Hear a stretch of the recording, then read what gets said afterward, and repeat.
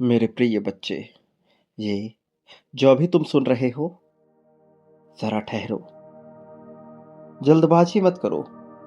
ये कोई साधारण बात नहीं है। न कोई मनोरंजन, न कोई कहानी। ये तुम्हारे जीवन की उन घड़ियों के बारे में है जब कहानी का नया हिस्सा प्रारंभ होता है, जब सब कुछ टूटता सा लगता है। लेकिन फिर भी कुछ ऐसी अदृश्य चीजें आती हैं जो तुम्हें टूटने नहीं देती। मेरे प्रिय बच्चे, शायद तुम इसे समझ ना पाओ, लेकिन यदि तुम पूरी तल्लीनता के साथ इसे सुनोगे तो आज ही तुम्हारा भविष्य बदल जाएगा और एक नया भविष्य निर्मित हो जाएगा। तो क्या तुम इसे पूरी तरह सुनने के लिए तैयार हो? मेरे प्रिय बच्चे, इसे हर हाल में पूर्णतः अंत तक सुनो, क्योंकि ये तुम्हारी कहानी को बदलने वाला एक साधारण पहलू नहीं है। ये तुम्हारे जीवन का वह अभिन्न हिस्सा है जो सब कुछ तुम्हारे हक में करने को बेताब बैठा है। मेरे प्रिय, इसे पूर्णतः अंत तक सुनना, बीच में छोड़कर जाने की भूल बिल्कुल न करना। तुम्हारे जीवन में शायद कोई परेशानी हो, शायद सब ठीक हो जाए, फिर भी तुमने महसूस किया है कि तुम्हारे भीतर एक अजीब सी बेचैनी रहती है। एक ऐसी बेचैनी जो तुम्हें खंगाल रही है। सब कुछ होने पर भी एक अधूरेपन को घेरे हुए है ये बेचैनी। एक बेचैनी जो तुम्हारे मन मस्तिष्क को एक अलग तरह के उत्साह से भर रही है। मेरे प्रिय बच्चे,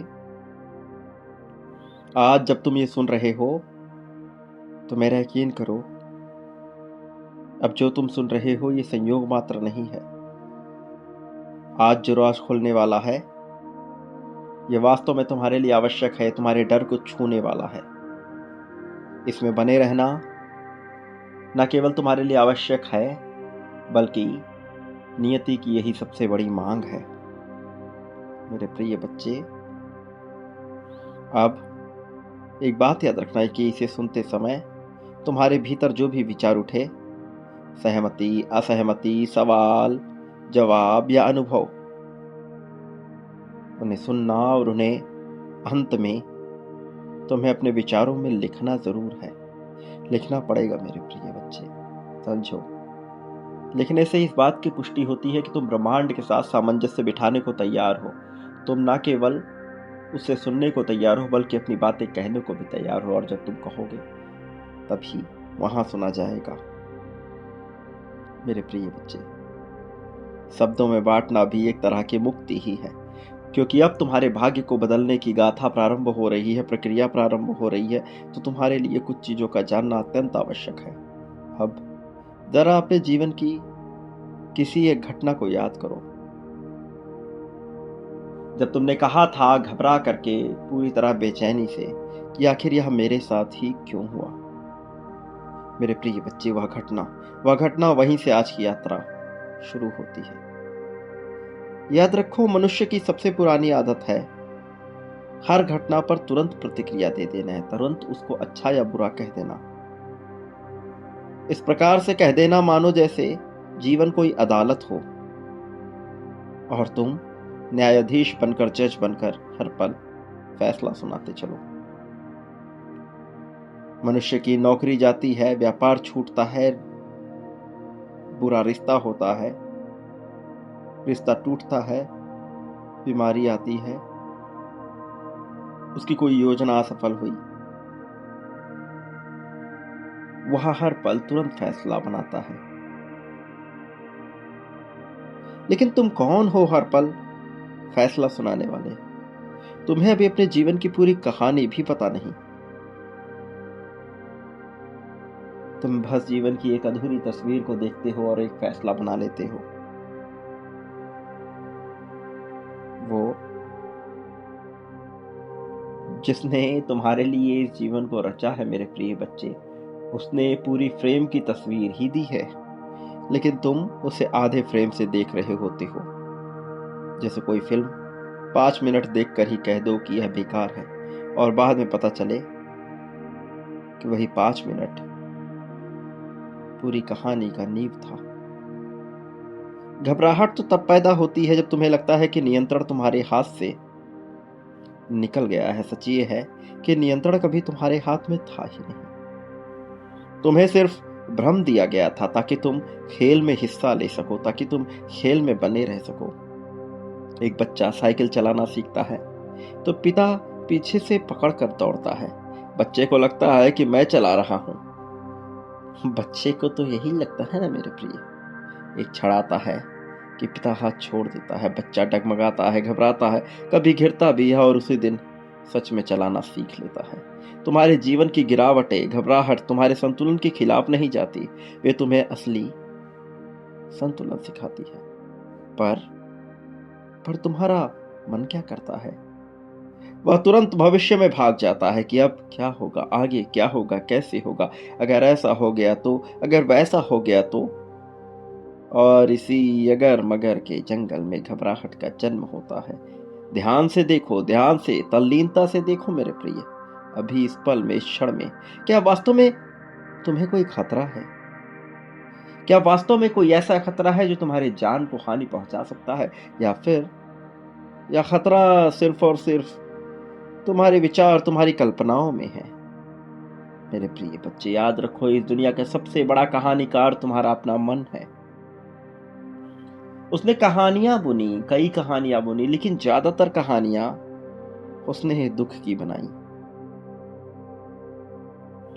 और उसी दुख की कहानियों से निर्मित हुआ असली दुख।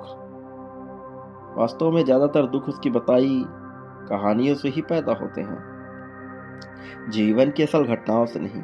घटना छोटी होती है मेरे प्रिय, लेकिन कहानी बड़ी। वास्तव में ये जो घटना है, ये एक छोटे से एक्शन से टूट जाती है। किसी से बात करने से डर हो, एक बार बात करो, घटना खत्म। मन कहानी बुनता है मेरे प्रिय। मन ने कहानी बुनी है। मन ही सोचता है कि वह मुझसे नाराज है, सब मुझे छोड़ देंगे, मैं अकेला पड़ जाऊंगा, और फिर अपनी ही बनाई कहानी से वह डरने लगता है।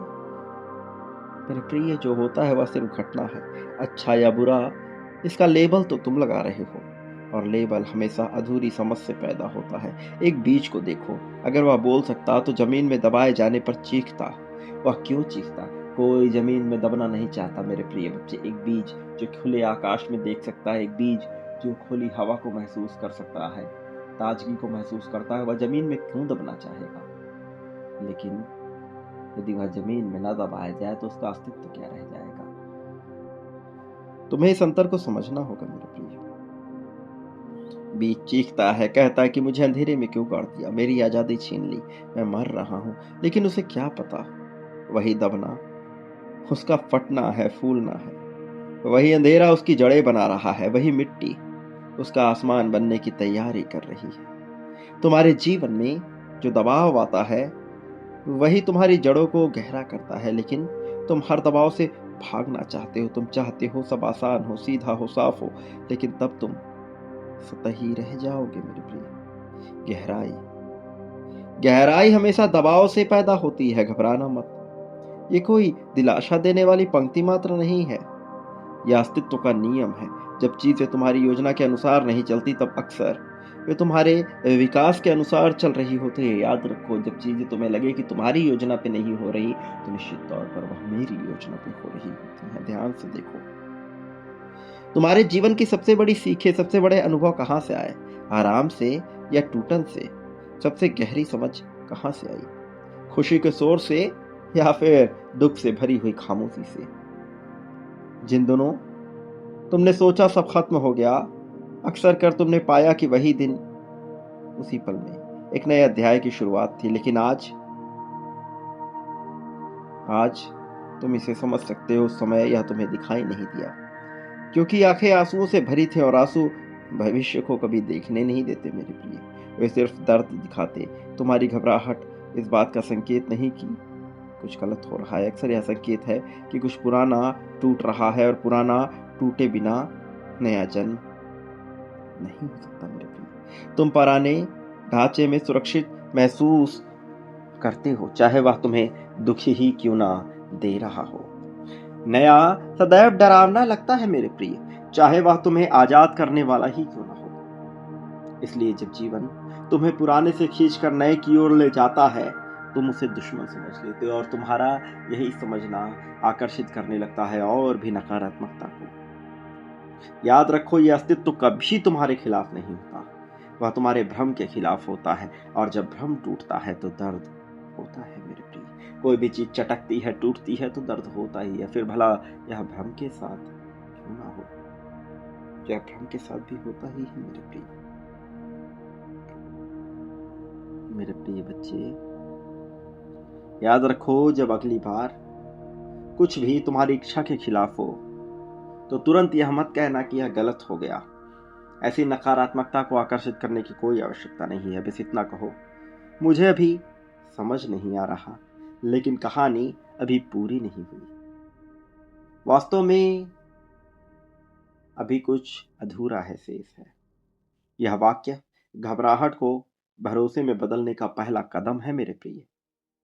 तुम्हें वास्तव में पूरी पटकथा नहीं दी गई, तुम्हें केवल और केवल अगला दृश्य दिया गया है और तुम पूरे नाटक का फैसला उसी एक दृश्य से कर रहे हो। 5 मिनट से पूरी फिल्म का अंदाजा मत लगाओ।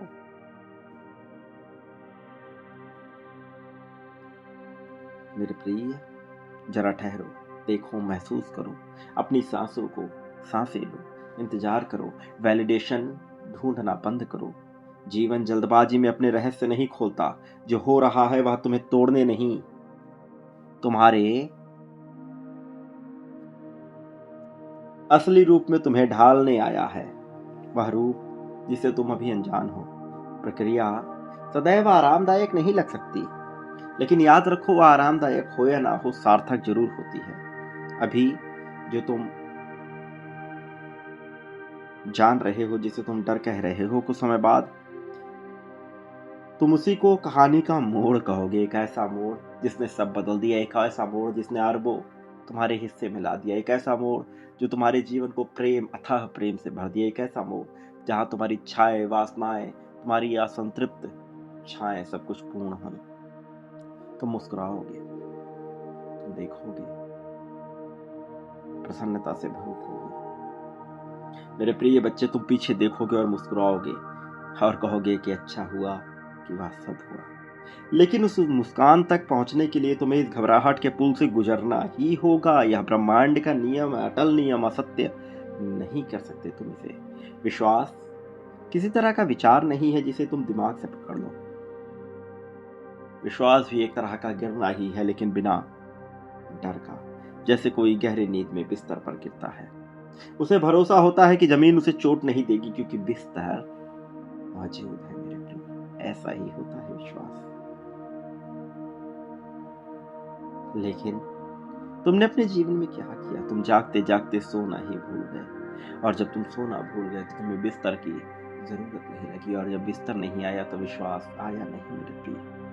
तुम कहते हो मुझे भरोसा है, पर भीतर हजारों शर्तें छिपी होती है। सब ठीक चले तो भरोसा, योजना पूरी हो तो भरोसा, लोग साथ दे तो भरोसा। ये भरोसा नहीं है मेरे प्रिय, ये तो सौदा है।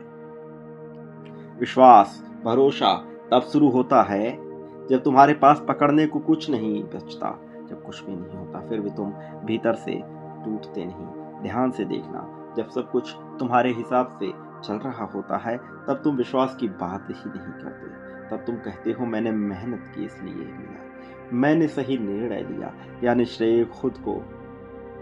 और मेरा यकीन करो, तुम भले ही श्रेय दूसरों को दे भी दो, तुम्हारा अंतर मन यह मानता है कि यह तुम्हारी वजह से हुआ, और तुम कहीं न कहीं श्रेय को वापस से खींच लेते हो।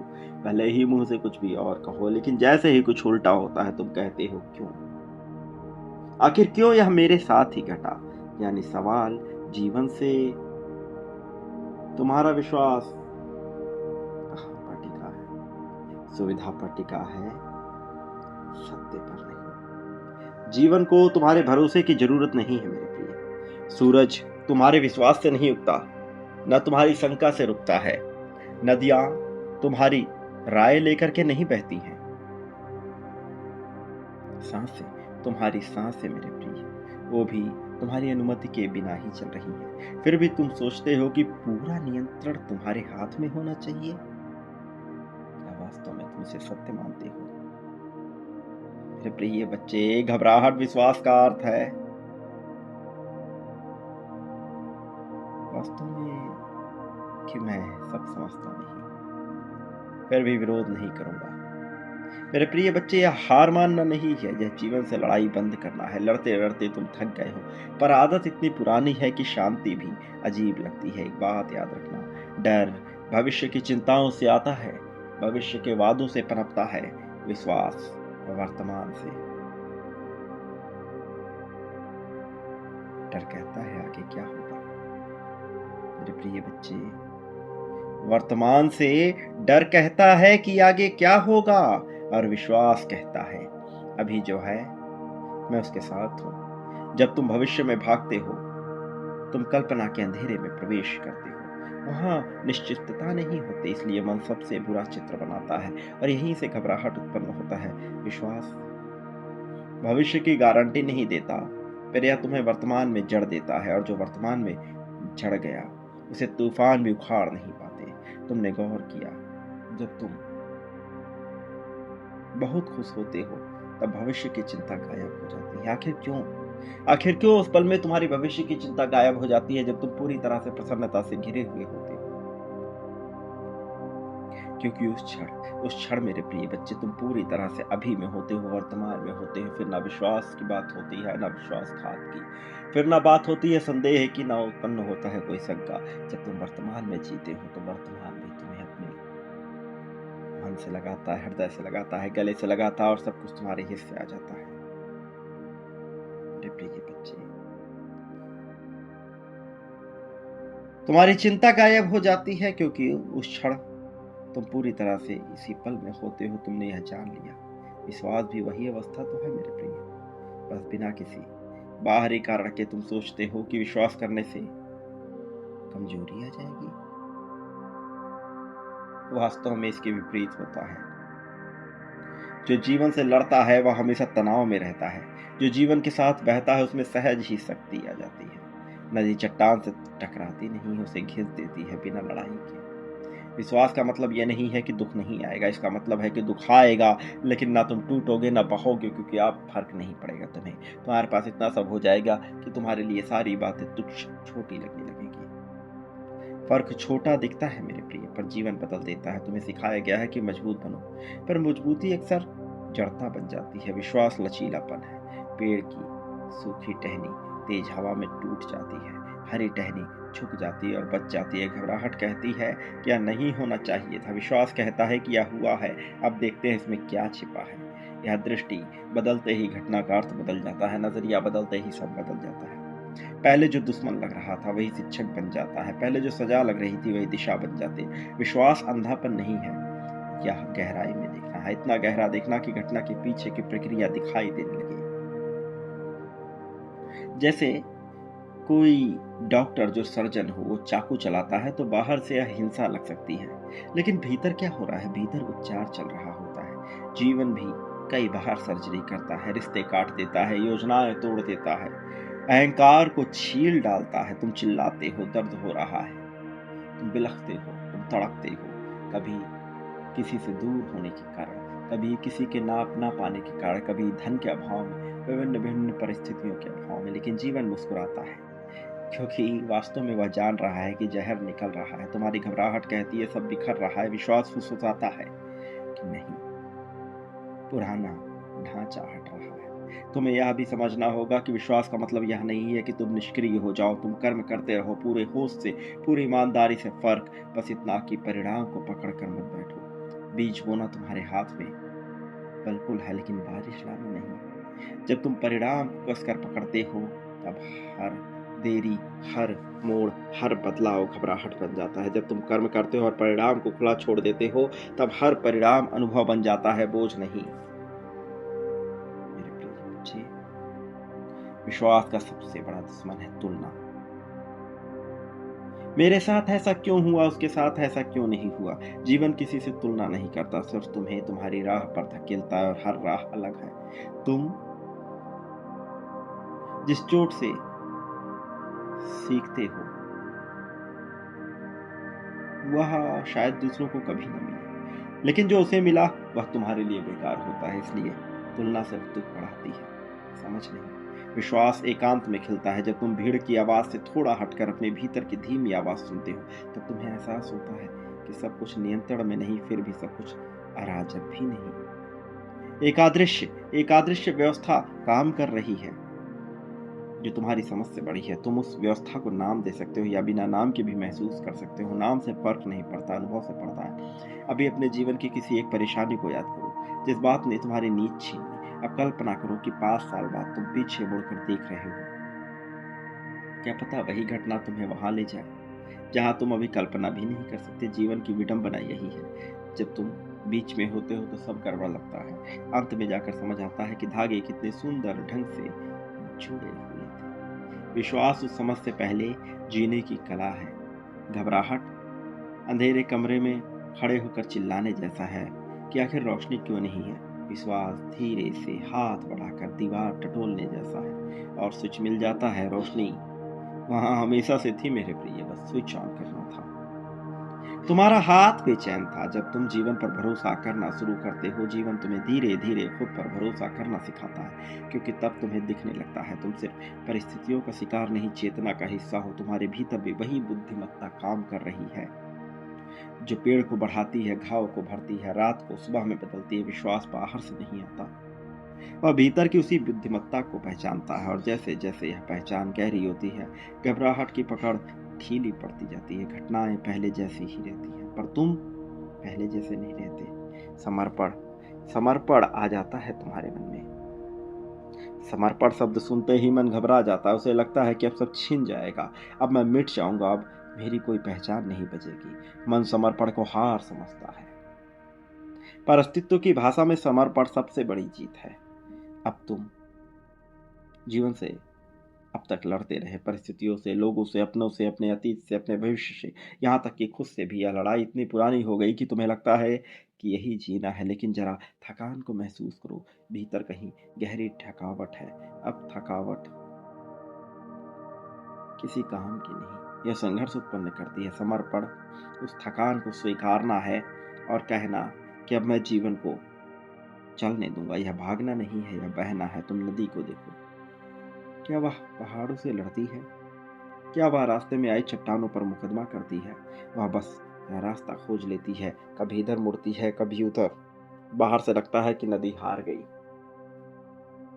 रास्ता बदल लिया, पर सच में वह समुद्र की ओर ही जा रही होती है। तुम रास्ता कोई भी चुनो, जाना उसी ओर है। तुम सीधा रास्ता चाहते हो, जीवन घुमावदार रास्तों से काम करता है। समर्पण का मतलब है मैं दिशा तय नहीं करूंगा, पर चलना नहीं छोड़ूंगा। अभी तुम्हारे भीतर बहुत शोर है, इच्छाओं का, डर का, उम्मीदों का, पछतावे का। इस शोर में जीवन की धीमी फुसफुसाहट सुनाई नहीं देती। मेरे प्रिय बच्चे, समर्पण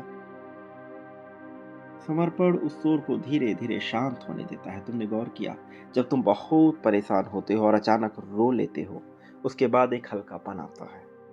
समस्या खत्म नहीं होती, पर बोझ थोड़ा उतर जाता है। क्यों? क्योंकि कुछ क्षण के लिए तुमने प्रतिरोध छोड़ा। आंसू समर्पण की पहली भाषा है। समर्पण में तुम जीवन से कहते हो, मैं समझता नहीं, पर भरोसा है कि तुम अंधे नहीं हो। मन कहेगा अगर मैं छोड़ दूंगा तो सब बिखर जाएगा, पर सच्चाई उल्टी है।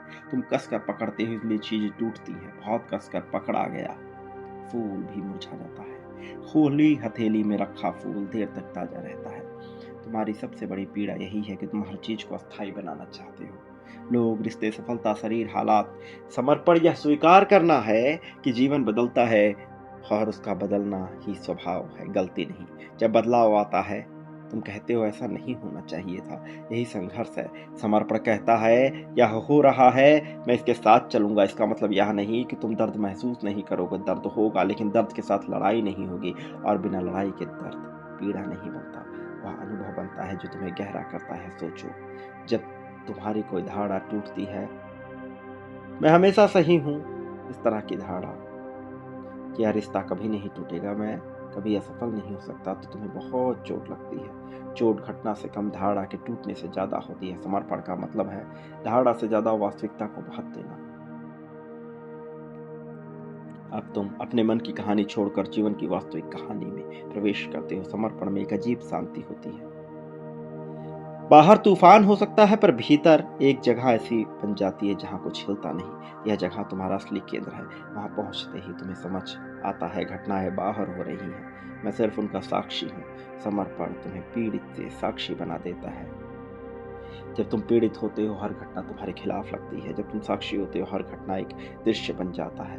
तुम उसमें शामिल भी होते हो, पर डूबते नहीं। मेरे प्रिय बच्चे, एक अभिनेता जो मंच पर रोता है, चिल्लाता है, मरता भी है, पर भीतर जानता है कि मैं यह भूमिका निभा रहा हूँ। समर्पण तुम्हें जीवन का सजग अभिनेता बना देता है।